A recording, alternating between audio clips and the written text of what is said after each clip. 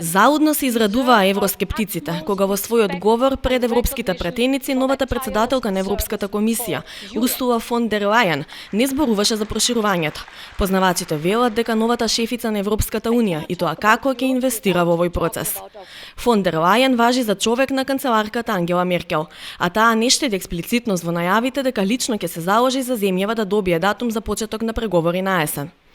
Но 10 дена пред говорот во парламентот и самата фон дер Лајен ја истакна заложбата за почеток на пристапни преговори и со Северна Македонија и со Албанија, како и важноста на европската перспектива за целиот Западен Балкан, со што позицијата на новата председателка може и јасно да се исцрта.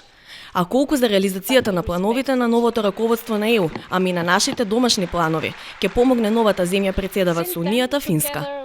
Хелсинки го презема кормилото во исклучително турбулентен политички период, веднаш после европските избори, со се уште комплицирана Брекзит приказна и со разногласие помеѓу земјите членки во однос на проширувањето како концепт. Има ли Република Финска капацитет да се носи со овие тешки политички предизвици?